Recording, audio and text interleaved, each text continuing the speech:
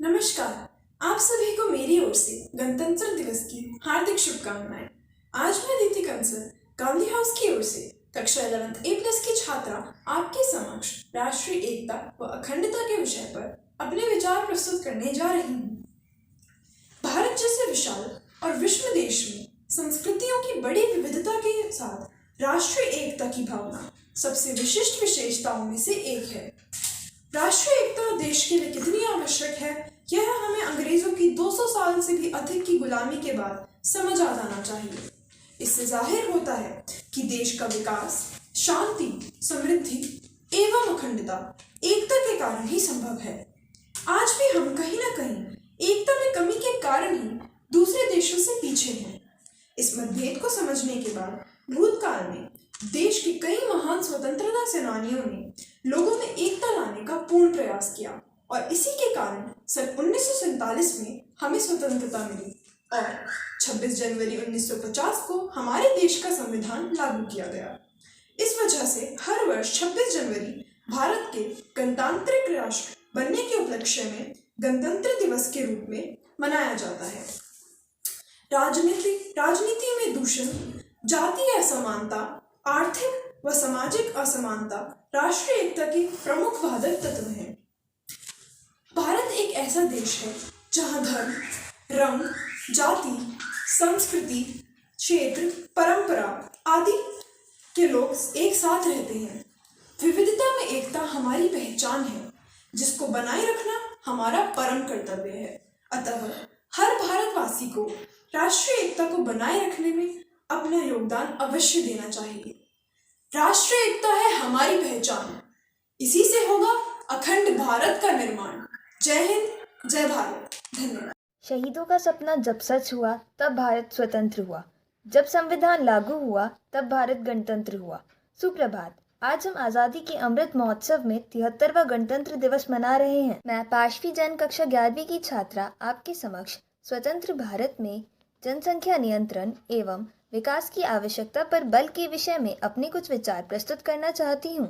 15 अगस्त 1947 भारत के इतिहास में एक सुनहरा दिवस है। अनेक प्रयत्नों एवं बलिदानों के बाद भारत को औपनिवेशिक शासन से स्वतंत्रता प्राप्त हुई, किंतु यह पूर्ण स्वतंत्रता नहीं कही जा सकती थी, क्योंकि स्वतंत्रता के बाद भारत को एक बिखरी अर्थव्यवस्था, व्यापक निरक्षरता और चौंकाने वाली गरीबी का सामना करना पड़ा। 75 वर्ष पूर्व हमें भारत को गरीबी, बेरोजगारी, कुपोषण, भ्रष्टाचार और अन्य सामाजिक बुराइयों से मुक्त कराना था। भारत को आंतरिक तथा बाह्य दोनों रूप से एक शक्तिशाली राष्ट्र के रूप में बदलना था। एक विकासशील राष्ट्र के रूप में हमारा सबसे महत्वपूर्ण लक्ष्य आर्थिक मोर्चों पर काम करना तथा कुछ प्रमुख सुधारों को लाकर अपनी अर्थव्यवस्था को मजबूत बनाना था। इस समस्या का मूल कारण था बढ़ती जनसंख्या, जिस पर त्वरित नियंत्रण और निवारण की आवश्यकता थी। भारतीय भूमि पर जीवन निर्वाह के साधन वही हैं जितने पहले थे। स्वतंत्र भारत में बढ़ती आबादी का बोझ सीमित अन्न धन पर पड़ने से विकास कार्यों की गति भी धीमी होने लगी थी। निरक्षर वर्ग में यह समस्या अधिक थी, क्योंकि उन्हें लगता था कि जितने हाथ होंगे उतनी ही कमाई करेंगे। बढ़ती जनसंख्या के अनेक दुष्प्रभाव भी हैं, जैसे भ्रष्टाचार, अशिक्षा, बढ़ते रोग, महंगाई, चोरी आदि। हर स्थान पर बढ़ती भीड़, गंदगी और अव्यवस्था खुशहाली के विपरीत लाचारी ही ला रही थी। बाधाएं आती हैं आए, घिरे प्रलय की घोर घटाएं, पाँव के नीचे अंगारे, सिर पर बरसे यदि ज्वलाएं, निज हाथों में हंसते हंसते आग लगाकर जलना होगा, कदम मिलाकर चलना होगा, कदम मिलाकर चलना होगा। आज भी भारत में हर एक मिनट में 35 बच्चे जन्म लेते हैं तथा मृत्यु दर घटकर केवल 10 मृत्यु प्रति मिनट रह गया है। तेजी से बढ़ती जनसंख्या के कारण कृषि योग्य भूमि का क्षय हो रहा था, वनों की अंधाधुंध कटाई हो रही थी तथा बेकारी बढ़ रही थी। परिणाम स्वरूप लूट, हत्या, अपहरण जैसी वारदातें बढ़ रही थी। लोगों को बेहतर स्वास्थ्य सेवाओं का लाभ नहीं मिल रहा था। ना जाने जनसंख्या नियंत्रण का मुद्दा किधर जाता है, जब जब आगाज भारत देश की तरक्की का होता है। भारत जनसंख्या विस्फोट की समस्या से 1970 के दौर में गुजर चुका है। जनसंख्या विस्फोट को रोकने के लिए कड़े कानून बनाना ही एकमात्र उपाय था, जिसे भारत की सरकार ने लागू किया। निरक्षरता को समाप्त करने के लिए लोगों को शिक्षित तथा अनुशासित करने का ताना बाना बुना गया। सामाजिक सुरक्षा, परिवार नियोजन, विवाह की आयु में वृद्धि, संतति सुधार कार्यक्रम आदि समाधान भी भारत की सरकार द्वारा किए जा रहे हैं, लेकिन अब भारत की जनसंख्या वृद्धि दर में तेजी से कमी आ रही है और भारत की जनसंख्या को अब अभिशाप नहीं माना जाता है, क्योंकि भारत पूरी दुनिया में सबसे युवा देश है। भारत में उदारीकरण और निजीकरण की नीति की शुरुआत से आर्थिक सुधार आया है। मैं आपको भारत के विकास सर, मैडम और मेरे प्रिय साथियों को सुप्रभात। आज मैं कायनात त्यागी जवाहर हाउस की छात्रा आज मैं आप सभी के समक्ष अपने विचार प्रदूषण पर प्रकट करना चाहूंगी। जैसा कि हम सब आज यहाँ गणतंत्र दिवस मनाने के लिए इकट्ठा हुए हैं, मैंने यह विषय प्रदूषण आप सभी के समक्ष मानवता के बचाव के पक्ष को रखने के लिए चुना है। प्रदूषण एक मीठे और धीमे जहर की तरह काम करता है, जो हमें और हमारे जीने के तरीके को सभी आयामों जैसे शारीरिक, मानसिक, भौतिक और सामाजिक रूप से प्रभावित करता है। प्रदूषण को रोकना इतना भी आसान नहीं है, परंतु इसे धीरे धीरे रोकना इतना भी मुश्किल काम नहीं है। प्रदूषण मानव निर्मित या प्राकृतिक हो सकता है।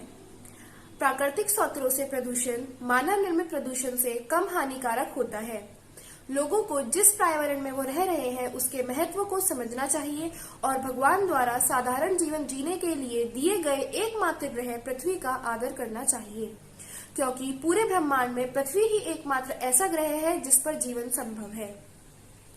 मेरे प्यारे मित्रों, हमें सामान्य लोगों को प्रदूषण के बुरे प्रभाव से अवगत कराना होगा और उसके विपरीत दिशा में कार्य करना होगा, जिससे प्रदूषण के बुरे प्रभाव को कम किया जा सके। प्राकृतिक संतुलन बनाए रखने के लिए हमें चारों क्षेत्रों में और सड़कों के किनारे हरे भरे पेड़ पौधे लगाने होंगे और हर संभव प्रयास करना होगा। हमें किसी सकारात्मक परिवर्तन के लिए सरकार द्वारा बनाई गई गतिविधियों पर ही निर्भर नहीं होना चाहिए। हमें खुद भी प्रयास करना चाहिए, क्योंकि हमारी तरह आम आदमी ही प्रदूषण को रोकने में मुख्य कारक है। धन्यवाद। नमस्कार, मैं अनंत त्यागी खुद को गर्वित महसूस करता हूं कि मुझे गणतंत्र दिवस पर भारतीय सेना के विषय में बोलने का मौका मिला है। हम चैन से सो पा रहे हैं क्योंकि कोई जाग कर इस देश की रक्षा कर रहा है। जी हाँ, भारतीय सेना जो देश की रक्षा के लिए पूरी रात जागते हैं, गर्मी सर्दी की चिंता किए बगैर दिन रात सीमा पर खड़े रहते हैं। भारतीय सेना देशभक्ति की एक सच्ची मिसाल है, जो अपने प्राणों की परवाह किए बगैर वतन की रक्षा करते हैं। भारतीय सेना के हौसले और वतन परस्ती की जितनी तारीफ की जाए उतनी कम है। 26 जुलाई को 1999 में हुई कारगिल जंग में भारत की जीत को 23 साल होने को आए। जब भी इस जंग की चर्चा होती है तो उसमें सबसे पहले भारत के वीर सुपूत कैप्टन विक्रम बत्रा का नाम आता है। 13 रेजिमेंट के कैप्टन विक्रम बत्रा उन बहादुरों में से एक हैं जिन्होंने कारगिल में एक के बाद एक कई चोटियों पर भीषण लड़ाई के बाद फतेह हासिल की थी। यही वजह थी कि उनका कोड नेम शेरशाह रखा था। कैप्टन बत्रा ने अपने दोस्तों से कहा था, या तो तिरंगे को लहरा कर आऊंगा या फिर तिरंगे में लिपट कर, लेकिन आऊंगा जरूर। साल 2016 के सितंबर का महीना था। जम्मू कश्मीर में सीमा से लगे उरी सेक्टर में आतंकियों ने सेना के जवानों पर हमला किया। इस हमले में 19 भारतीय जवान शहीद हो गए। तभी भारतीय सेना आतंकी ठिकानों को उड़ाने का प्लान तैयार करने लगी। इस पूरे ऑपरेशन में स्पेशल फोर्सेस और पैरा कमांडो शामिल थे। भारतीय सेना के इस सर्जिकल स्ट्राइक में करीब 38 आतंकियों का सफाया हुआ। भारत के किसी भी कमांडो को किसी प्रकार का नुकसान नहीं पहुंचा और वो सफलतापूर्वक ऑपरेशन को अंजाम देकर भारत लौट आए। 14 फरवरी 2019 दिन गुरुवार वक्त 3:30 बजे कश्मीर में पुलवामा में सीआरपीएफ जवानों के काफिले से एक गाड़ी टकराई और भयंकर धमाका हो गया। कश्मीर में जवानों पर हुआ 3 दशक का यह सबसे बड़ा हमला था। आतंकियों द्वारा अंजाम दिए गए इस हमले ने पूरे देश को सदमे में डाल दिया। भारत ने पुलवामा में सीआरपीएफ के 46 जवानों की शहादत का बदला भारतीय वायुसेना के 12 मिराज 2000 से एयर स्ट्राइक करके लिया। भारतीय वायुसेना के अनुसार इस ऑपरेशन को महज 90 सेकंड में अंजाम दिया गया। मिशन की गोपनीयता इस स्तर तक थी कि ऑपरेशन में शामिल पायलटों के परिजन भी इससे अनभिज्ञ थे। इतना ही नहीं, जहां भारतीय सेना के सैनिक बॉर्डर पर दुश्मनों से निपटने में सक्षम हैं, वहीं वे कोरोना जैसी आपदाओं के दौरान लोगों की मदद करने में सबसे आगे हैं। चाहे हिमालय की चोटियां हो, रेगिस्तान का फैलाव हो, घने जंगल हो या समुद्र की गहराइयां हो, हर चुनौती में आपकी वीरता की हमेशा जीत होती है। 130 करोड़ भारतीय आपके साथ खड़े हैं और भारत को हमारे सैनिकों की ताकत और पराक्रम पर गर्व है। जय हिंद, जय भारत। नमस्ते एसडीपीएस, मैं फारिहा फर्रुख, कक्षा 12वीं की छात्रा, आप सभी को गणतंत्र दिवस की शुभकामनाएं देती हूं। अंग्रेज़ों ने भारत से सत्ता छोड़ने से पहले भारतीयों के समक्ष एक चुनौती फेंकी कि वे अपना संविधान बनाकर दिखाएं। स्वतंत्रता सेनानियों ने इसे सहर्ष स्वीकार किया और 2 साल 11 महीने एवं 18 दिनों की अथक मेहनत से एक बेमिसाल संविधान तैयार कर देश को समर्पित किया, जिसने विश्व का सबसे विशाल और मजबूत जनतंत्र खड़ा किया, क्योंकि संविधान ही जनतंत्र की आत्मा होता है। संविधान विशेषज्ञ डॉक्टर जेनिंग्स ने भारत के संविधान को महत्वपूर्ण सामाजिक दस्तावेज कहकर प्रशंसित किया है।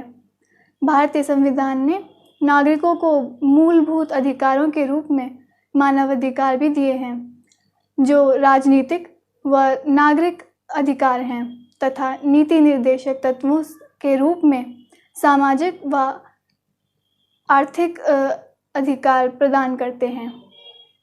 मूलभूत अधिकार बिना दस्तखत के चेक नहीं हैं, बल्कि इनके कस्टोडियन की भूमिका में न्यायपालिका भी है। यही कारण है कि डॉक्टर अंबेडकर ने संवैधानिक उपचार के प्रावधान को संविधान का दिल व रूह कहा है। पॉलिटिकल साइंटिस्ट ऑस्टिन ने मूलभूत अधिकारों व नीति निर्देशक तत्वों को सामाजिक क्रांति का जनक कहा है। भारतीय संविधान नागरिकों पर 11 कर्तव्य भी आरोपित करता है, जिससे कि नागरिक सामूहिक रूप से देश को सुंदर बना सकें और अपने व्यक्तिगत स्तर को भी ऊपर उठा सकें। आइए अपने अधिकारों का आनंद लेने के लिए अपने कर्तव्यों को समझें और उन पर अमल करें। जय हिंद।